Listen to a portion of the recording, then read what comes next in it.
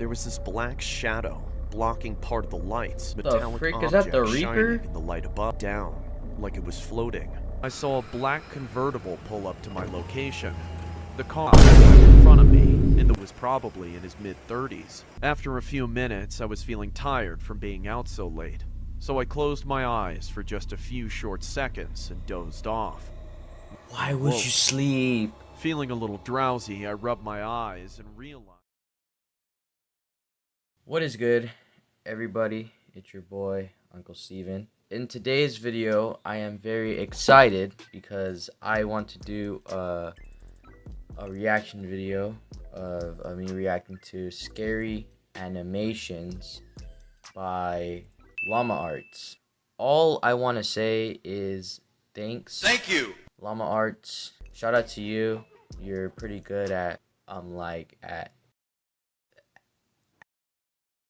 animating and all that, so I just want to say shout out to you. She's about to hit 3 million subs soon. She's at 2.59 mil right now. That's what we're gonna be doing in today's video. We're gonna be reacting to 2 horror stories. So that is 2 horror stories. The first one's gonna be Pizza a Delivery Story 3. Our last one is gonna be the True Tinder Date Horror Stories. This is gonna be pretty insane, to be honest. No talking, and let's get into the video.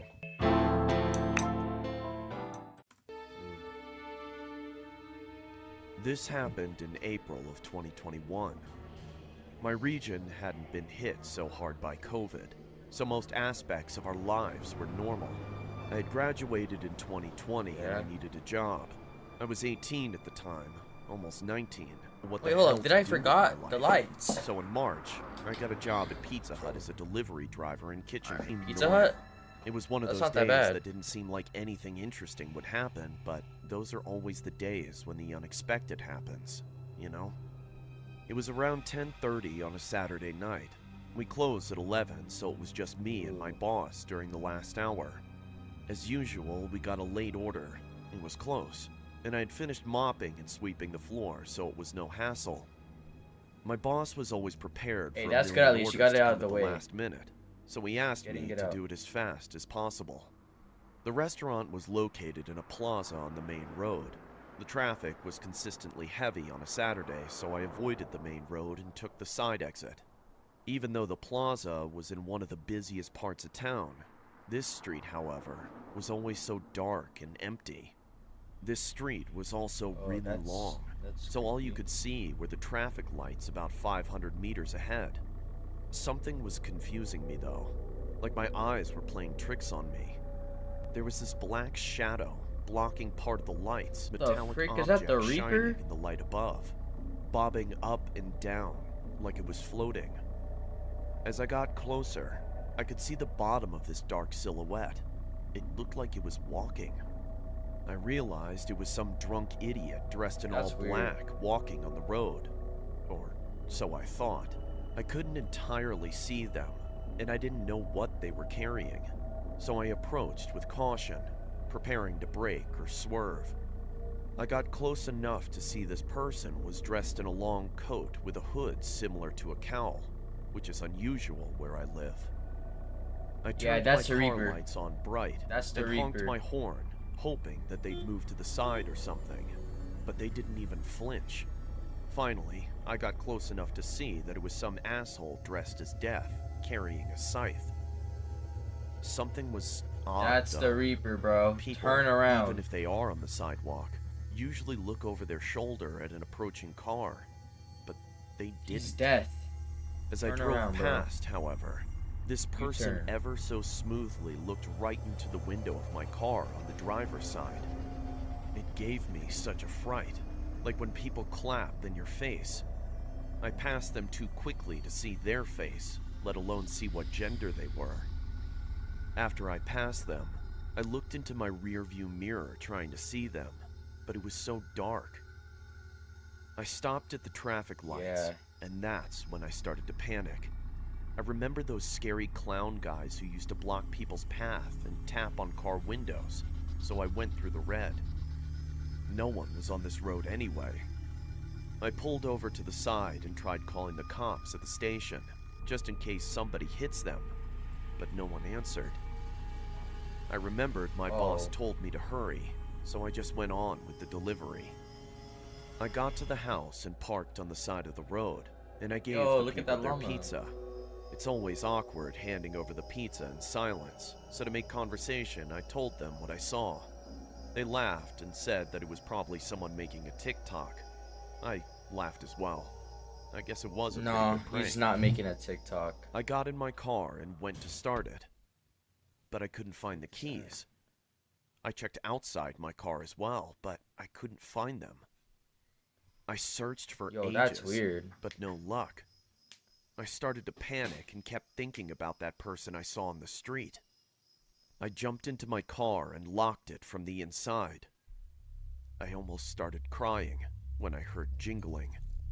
I looked to my right to see that person dressed as death, holding my keys, staring into my window. I felt everything in my body pulsating, but I couldn't move.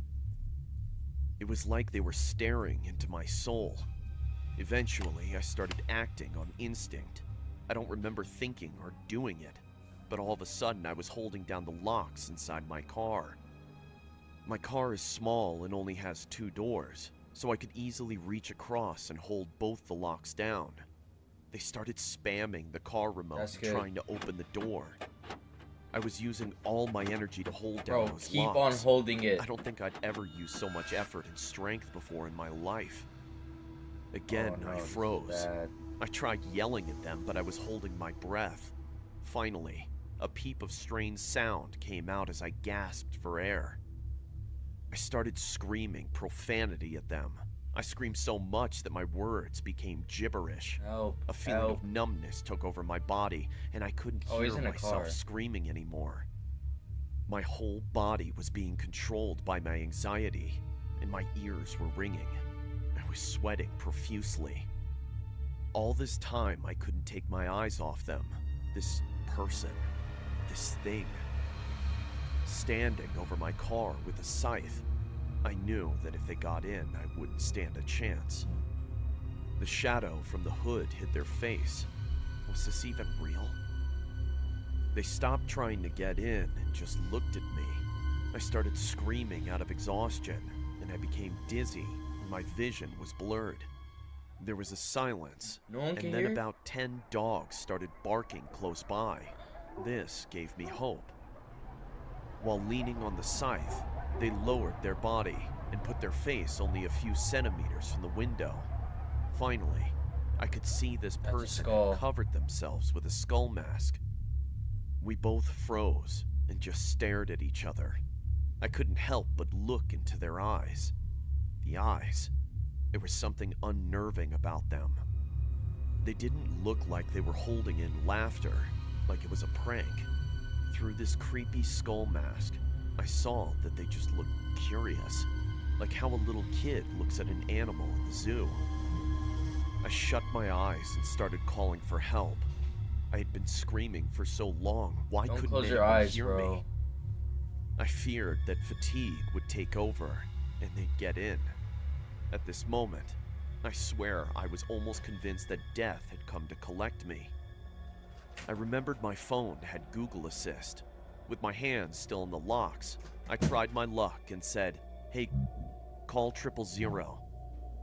It worked, and my phone contacted emergency services. I could not describe the feeling I got hearing the voice of the operator on the other line.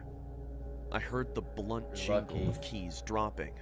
I opened my eyes, and the person dressed as death had disappeared. I tried looking around, but I didn't want to move. I just spoke to the lady on the line while holding the locks. She told me to keep doing what I was doing, and that she was sending the police. I waited on the line with her until the police arrived. It felt like hours, but it was only around 10 minutes. I told them what had happened. Because the person was threatening and I feared for my safety, I was required to make a formal statement to the station. They told me they'd keep it on file. The officers spoke to the people in the neighborhood, and none of them heard me scream or saw anything, and they were used to the dogs going off at night. I found my keys around 2 meters from my car. I called my boss, and the officers followed me back to my work, where I signed out. I then followed them to the police station. I called my parents, and they took my statement. It was almost 1 a.m. when it was finally finished. This was a couple of months ago, but sometimes it feels like I'm going crazy. It was probably some asshole messing with me, but they just look so curious, that's true. like they were studying me. Or they enjoyed watching me feel helpless and terrified. I still do deliveries, but I never leave my keys in the car. That was a pretty dope animation. I'm not gonna lie. That was a scary story, man. So this Reaper dude, I don't know, bro. Like, it's just weird out in this world, alright, you know. I don't even know what to say. Heading on to the second animation.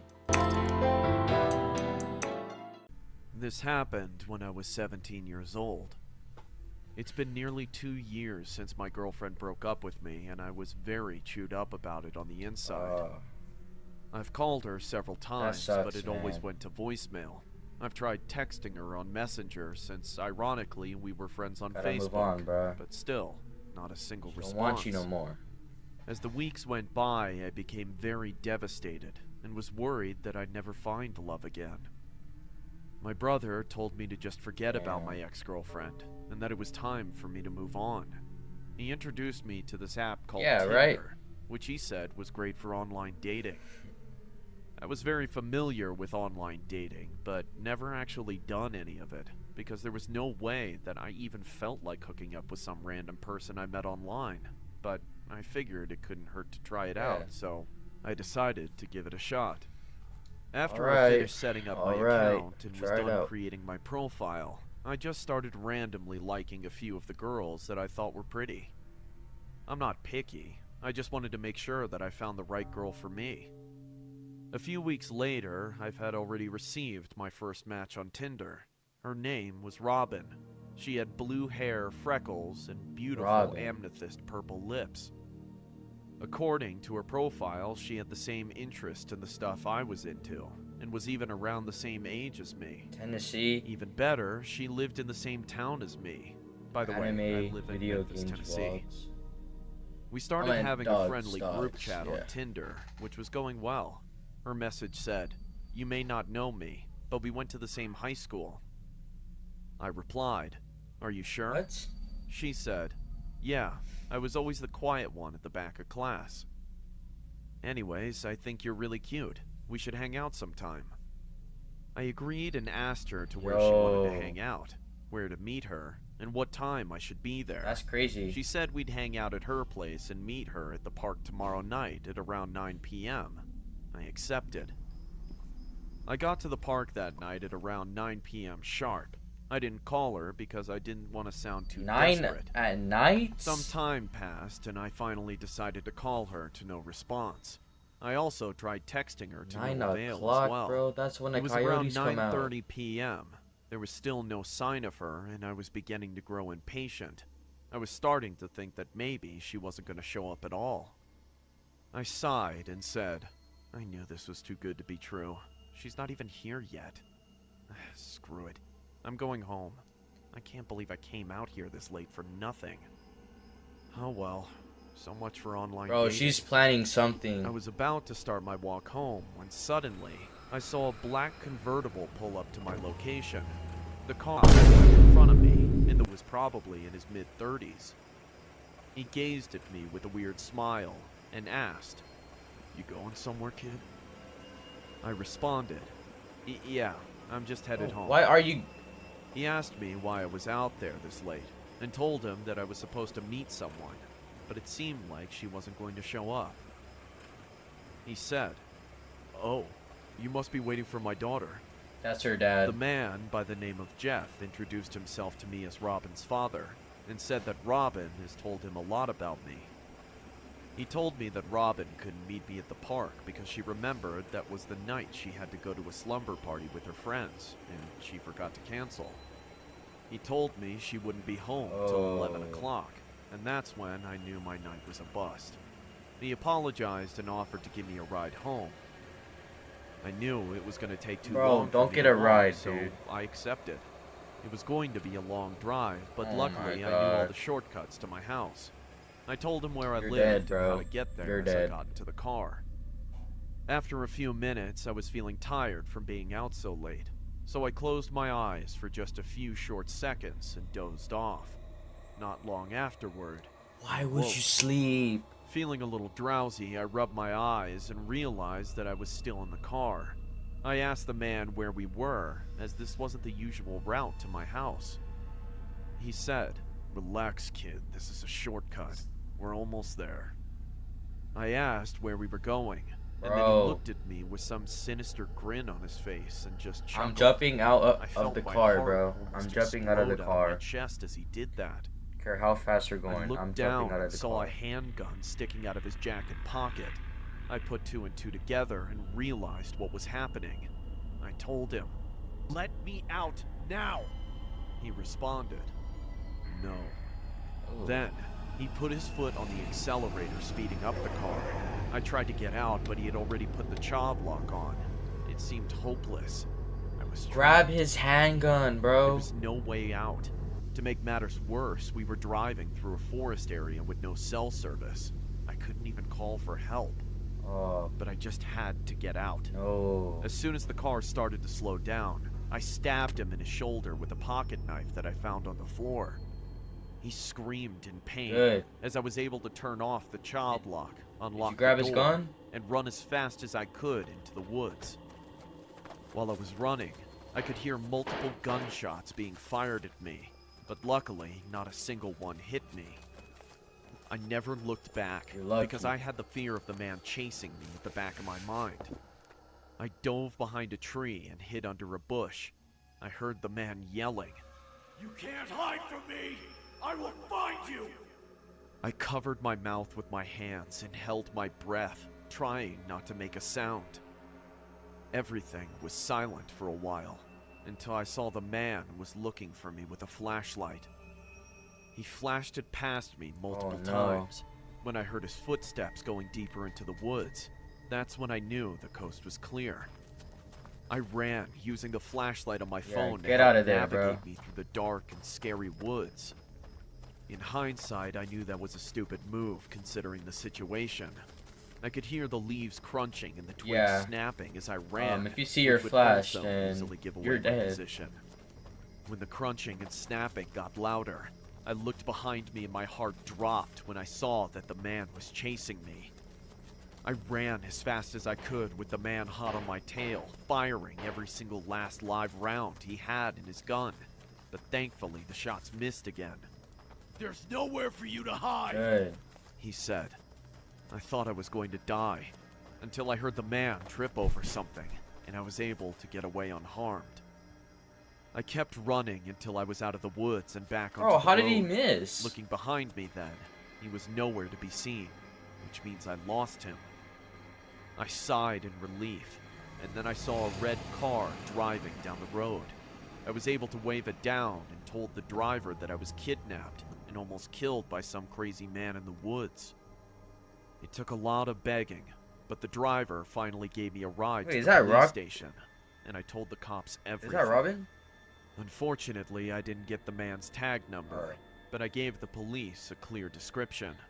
After the police had run a search, they told me that he didn't even have a daughter, and that they've been trying to catch this guy for months. As it turns out, he's wanted in several countries for the kidnappings of multiple teenagers and young men. How I managed to escape him is a miracle. The officers kindly gave me a ride home, you're lucky, and I didn't tell anyone what happened except my brother. Needless to say, my days of using Tinder weren't over after that. The whole incident just made me a lot more cautious from there on out. Wow. Wow. Alright, guys. Those those kind of were some dope animations by Llama Arts. I'm not gonna lie, the second one was my favorite, to be honest. The reason why I say that is because it's just more better, and you know, like, it's like a whole kidnap story, which makes it more better than like the first one, like the Reaper one. I like the second one. It was my favorite. What was your guys' favorite? So if you guys enjoy watching this video, make sure to leave a like and subscribe. Until then, I'm out, and peace.